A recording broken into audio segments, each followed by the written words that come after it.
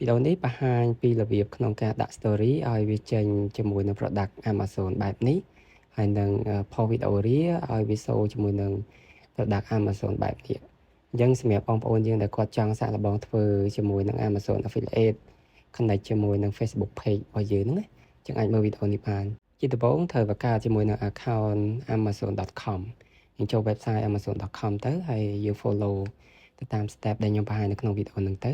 ចំណុចមួយចំនួនគឺខ្ញុំរៀងកាត់តិចអីព្រោះមកដល់ពេលនេះគឺយើងត្រូវតែរៀនស្វែងយល់ដោយខ្លួនឯងហើយមកដល់កន្លែងនេះយើងដោះស្រាយសម័យកាលវាតិចទៅតោះមកយើងអាចបំពេញជាមួយនឹងលេខកូដវានឹងផ្ញើ email ចូលទៅហើយត្រង់ចំណុចលេខទូរស័ព្ទយើងដាក់លេខទូរស័ព្ទខ្មែរបានយើងហៅ Cambodia ទៅហើយយើងដាក់លេខទូរស័ព្ទយើងចូលទៅវានឹងផ្ញើកូដចូលហើយយើងបំពេញកូដនឹងចូលហើយបន្ទាប់មកគឺយើងបាន account amazon.com ជានេះគឺ account amazon.com បន្តមកទៀតយើងគួរតែធ្វើការចាក់នៅ 2FA អញ្ចឹងយើងចូលកន្លែង account របស់យើងហ្នឹងយើងអាច follow តាមវីដេអូហ្នឹងទៅហើយបន្ទាប់មកយើងយកកន្លែង login and security ហ្នឹងហើយយើងធ្វើការបើកជាមួយនឹង 2FA កន្លែងនេះអញ្ចឹងយើងចុច turn on មកហើយយើង follow step នៅក្នុងហ្នឹងទៅដោយសារតែយើងដាក់ 2FA ដើម្បីងាយស្រួលក្នុងការការពារ account របស់យើងហើយនឹង login កុំឲ្យវាទារលេខកូដពី email ឬក៏លេខទូរស័ព្ទអញ្ចឹងណាអញ្ចឹងសម្រាប់ការដាក់ 2FA ខ្ញុំអត់បង្ហាញច្រើនទេយើងគួរតែចេះគ្រប់គ្នាហើយបន្តមកទៀតយើងបើកជាមួយនឹង LD មួយទៅខ្ញុំបង្ហាញអ្នកនរគ្នាអំពី page traffic មួយអញ្ចឹងសម្រាប់ការធ្វើជាមួយនឹង Amazon Affiliate យើងគួរតែរើសជាមួយនឹង page ដែលមាន audience នៅអាមេរិកណាអញ្ចឹងខ្ញុំលើកឧទាហរណ៍ page មួយនេះគឺ audience នៅអាមេរិកតទៅ 90% ជាងព្រោះក្រៅពីអាមេរិកគឺវាកម្រក្នុងការទិញបន្តមកទៀតយើងចូលកន្លែង monetize ហ្នឹងយើងមើលកន្លែង affiliate សិនបើវាមានឲ្យ connect ជាមួយនឹង Amazon គឺយើងអាចធ្វើការ sign up ជាមួយនឹង account Amazon Influencer Program ដើម្បីរកលុយព្រោះមុនហ្នឹងយើងគ្រាន់តែបង្កើត amazon.com ទេអត់ទាន់បង្កើត account Amazon ដើម្បីរកលុយទេ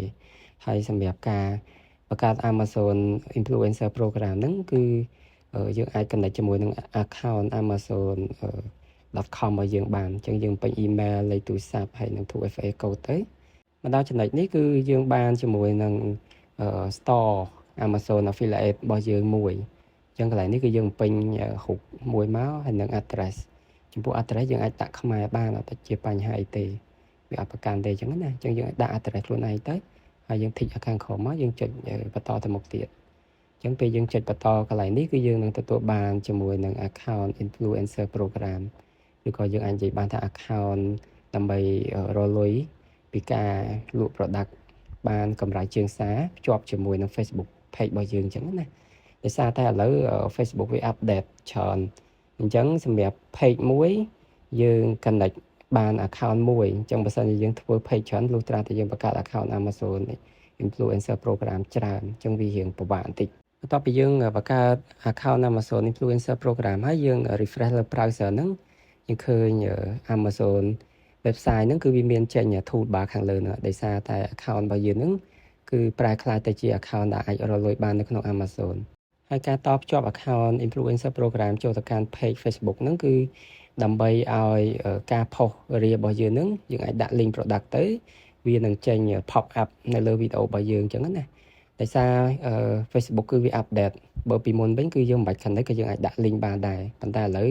លុះត្រាតែយើង connect ចូលគ្នាហើយខ្ញុំបញ្ជាក់បន្តិចគឺ page Facebook មួយ connect បាន account influencer program បានតែមួយទេអញ្ចឹងបើសិនជាយើងធ្វើ page ច្រើនយើងត្រូវបង្កើត account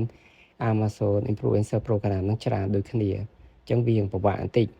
នេះខ្ញុំគ្រាន់តែបង្ហាញពីគោលមួយទេហើយយើងយកទៅបំបីខ្លួនឯងទៅអញ្ចឹងខ្ញុំលើកឧទាហរណ៍ការ post វីដេអូរៀននេះហើយបន្ទាប់មកយើងធ្វើការ generate link ពី website ហ្នឹងហើយយើងយកទៅ post នៅក្នុង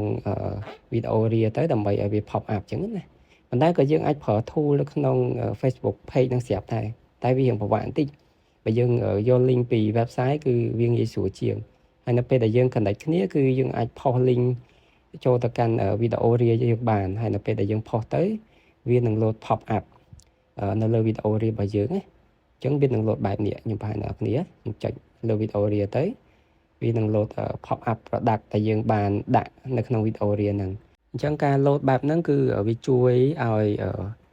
user របស់យើងនឹងឃើញហើយឱកាសដែលគាត់អាចនឹង click ចុចទៅទិញ product ហ្នឹងក៏វាមានច្រើនដែរតែខ្ញុំបញ្ជាក់លុះត្រាតែ page ហ្នឹង connect ជាមួយនឹង account Amazon Influencer Program ទៅវាចេញណាបើសិនអត់ connect ទេយើងដាក់ link ទៅគឺវាឲ្យចុចទៅមុខទៀតទេ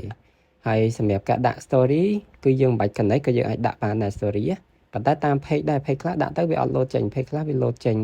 ដោយទម្រង់នេះដូចទម្រង់ខ្ញុំបង្ហាញដល់អ្នកគ្នាអញ្ចឹងសម្រាប់ story យើងមិនបាច់ connect ក៏យើងអាចដាក់បានដែរហើយមួយទៀតសម្រាប់ការ post រូបគឺយើងធ្វើការដាក់ link បានដូចគ្នាហើយនៅពេលដែលយើងចុច comment នៅលើរូបហ្នឹងទៅគឺយើងនឹងឃើញ product ហ្នឹងហើយអញ្ចឹងសម្រាប់ការ post រូបជាមួយ video reel គឺដូចគ្នាលុះត្រាតែយើង connect ជាមួយនឹង account Amazon Influencer Program ទើបវាឲ្យដាក់បើជាអត់ connect ទេគឺវាអត់ឲ្យដាក់ទេអញ្ចឹងយើងចុច post ទៅដែលខ្ញុំបញ្ជាក់ពីដើមអញ្ចឹងគឺ Facebook វា update ដោយសារវាអត់ចង់ឲ្យយើង spam ច្រើនណាអញ្ចឹងវាតម្រូវឲ្យ page មួយ connect ជាមួយ account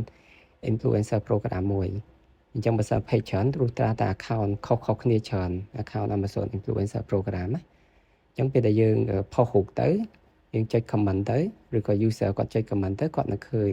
pop up product នេះនៅលើ box comment ហ្នឹងណាអញ្ចឹងឱកាសដែល user គាត់អាចនឹងចុចទិញគឺវាមានឱកាសច្រើនបន្តមកទៀតខ្ញុំនឹងបង្ហាញពី dashboard នៃ account Amazon